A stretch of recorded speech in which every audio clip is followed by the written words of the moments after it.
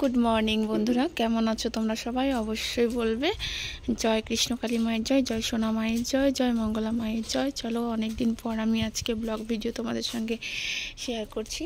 আমি সকালবেলা কিভাবে জবা ফুল খাই তোমাদের সঙ্গে দেখাচ্ছি। প্রত্যেক দিন সকালবেলা আমার মেয়ে আমাকে একটা করে জবা ফুল উঠিয়ে এনে দেয়। এই দেখো আমাদের এখানে কত জবা ফুল ফুটেছে আমার গাছে। তো এখানে আমার লাল কালারেরও জবা গাছ ছিল, তো লাল কালারের জবা গাছটা মরে গেছে, এখন এই ঘিয়া কালারের জবা গাছটা আছে।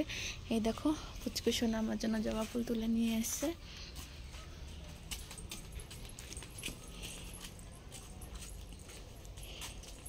তো চলো কিভাবে জবা ফুলটা খাবো তোমাদেরকে দেখাচ্ছি।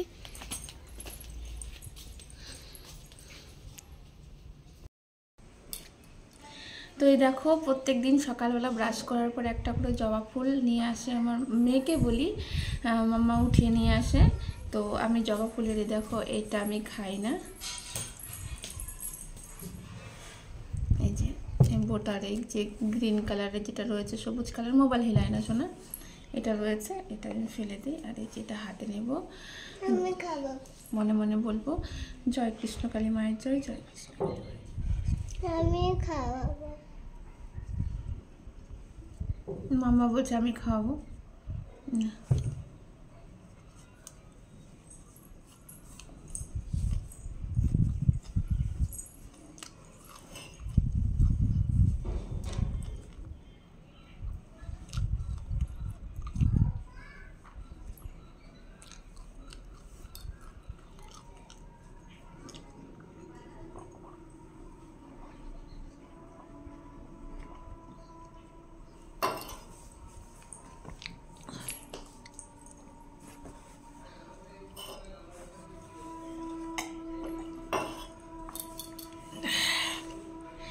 তো বন্ধুরা এইভাবে হচ্ছে আমি প্রত্যেকদিন সকালবেলা জবা ফুল খাই।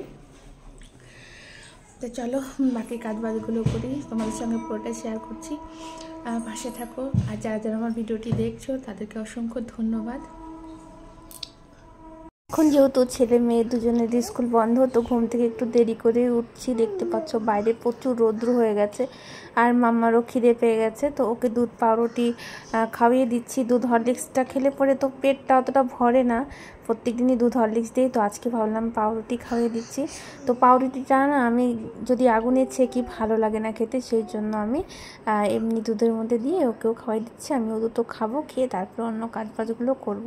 আর আমার মেয়ের যে বাহানা খাওয়া নিয়ে আমি ভিডিও করেছিলাম, সেগুলো কাট করে দিয়েছি।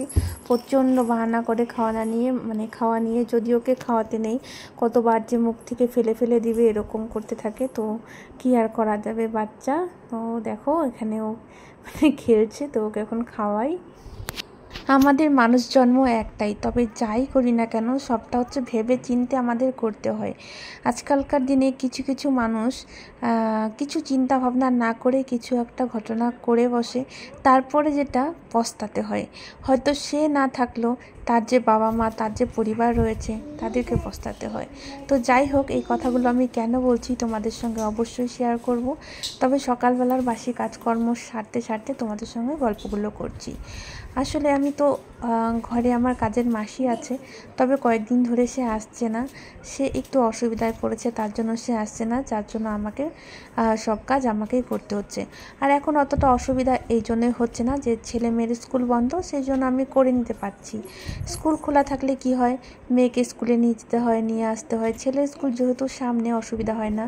আর আমার মাম্মাকে দেখো, ওই দেখো এতটা সাজনি হয়েছে, আয়নার সামনে দাঁড়িয়ে দাঁড়িয়ে দেখো ক্রিম লাগাচ্ছে। যদি হাতের কাছে কিছু পেলো, সেটা ও বরবাদ করেই ছাড়বে, এরকম আমার মেয়ে। আমি আমার কাজে ব্যস্ত, আর ওকে দেখতে পাচ্ছ ও পুরো ওখানে মুখে ক্রিম লাগাচ্ছে, ওরই ক্রিম লাগাচ্ছে। আমি ড্রয়ারে রেখেছিলাম, সেটা বের করে প্রচণ্ড দেখতেই পেলে লাগাচ্ছে। তো যাই হোক, যেটা আমি বলছিলাম, দেখো ভাবিয়া করিও কাজ, করিয়া ভাবিও না, কথাটা সত্যি।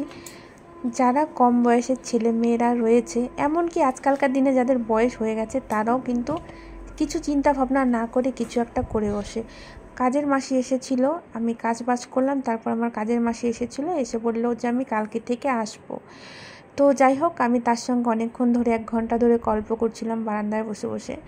ও যাবো তো আজকে 12-15 দিন থেকে আসছে না, কেন আসছে না? তার মেয়ে পরকীয়ায় ফেঁসে গিয়েছিল। পরকীয়া করছিল, বিয়ে হয়ে গেছে, বিয়ে হয়ে যাবার পরেও অন্য কারোর সঙ্গে প্রেমে লিপ্ত হয়ে গেছে। তো বিয়ে হয়েছে বেশি দিন হয়নি, মাত্র 2 বছর হয়েছে। 2 বছর মধ্যে এরকম অবস্থা, যার সঙ্গে আর কি প্রেম করছিল সেই ছেলে আর তার মেয়ে দুজনে মিলে একটা ঘরে একটা দড়িতে ফাঁসি লাগিয়ে নিয়েছে। ফাঁসি লাগিয়ে নিয়ে তাদের তো জীবন শেষ।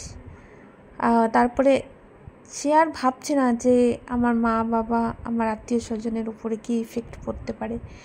দেখো, তুমি যদি তার সাথে নাই থাকতে, আমার যেটা কথা, তুমি যাকে বিয়ে করেছো তার সাথে যদি তোমার থাকার ইচ্ছেই নেই, তাহলে তুমি যাকে ভালোবাসো তার সঙ্গে থাকো সারা জীবন।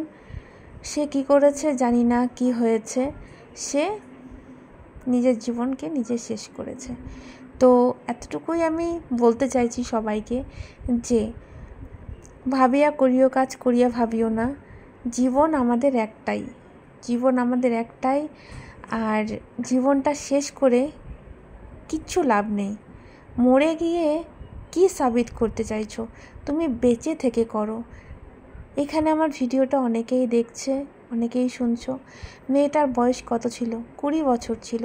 এই 20 বছর বয়সে ও নিজের জীবন নিজে শেষ করলো, সঙ্গে যাকে ভালোবাসতো সেও চলে গেল পৃথিবী ছেড়ে। তার মা বাবার কথা ভাবলো না, একটা সন্তানকে ছোটোর থেকে বড় করেছে এত কষ্ট করে, আর এক মুহূর্তে সে নিজের জীবনটা নিজে শেষ করে দিল। দেখো, আমরা যেহেতু আমাদের জীবন আছে, জীবন ভগবান দিয়েছে, তো তিনিই একদিন আমাদেরকে নেবে। আমরা নিজের জীবন নিজে কেন ক্ষতি করব? নিজের জীবনকে নিজে কেন শেষ করব? সেটাই বলছি যে যদি তোমরা পরকীয়া করে থাকো, যেটা আমি বলবো যে এখনকার দিনে বহুত মানুষ করছে, না করাটা ভালো। যাদের মাথায় বুদ্ধি আছে তারা হয়তোবা করেও ছেড়ে দিয়েছে, কিন্তু নিজের জীবনটা নিজে কখনো শেষ করো না, বাঁচো, বেঁচে থেকে করো। আমরা যখন আমাদের জীবন যে দিয়েছে তিনি একদিন নেবে। তোমাদের সঙ্গে কথা বলতে বলতে দেখো আমার রান্নাও কমপ্লিট।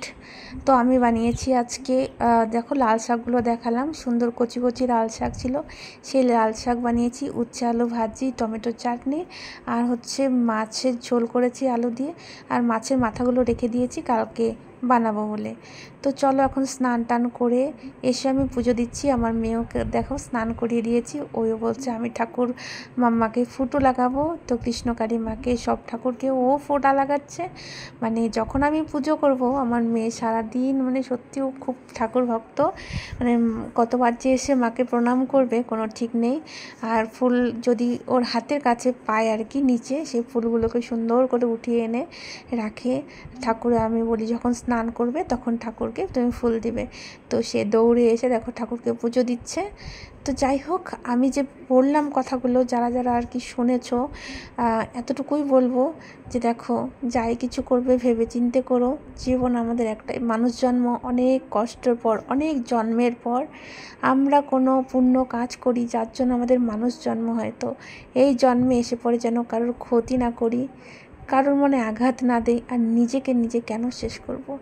কষ্ট করে হোক, যেমন করে হোক নিজে বাঁচবো, বেঁচে থেকে লড়বো, তাই না? তো চলো, তো আমি আর কিছু কথা বলতে চাইছি এখানে। যারা যারা আমাকে জিজ্ঞেস করে থাকো যে কিভাবে মায়ের নাম জপ করব, কিভাবে নাম জপ করলে বেশি সুফল হবে, তো তাদেরকে আমি বলছি যে তুমি স্নান করার পরে, পুজো যখন করবে, পূজা করার পরে মায়ের সামনে বসে হাত জোর করে 108 বার মায়ের নাম জপ করো। মায়ের সামনে বসে হাত জোর করে 108 বার মায়ের নাম জপ করবে। জয় কৃষ্ণকালী মায়ের জয়, জয় কৃষ্ণকালী মায়ের জয়, জয় কৃষ্ণকালী মায়ের জয়, এইভাবে 108 বার নাম জপ করবে। দেখবে তোমরা অবশ্যই মিরাকেল পাবে, অবশ্যই সুফল পাবে, সেটা সকালবেলা হোক কিংবা সন্ধ্যাবেলা হোক করবে।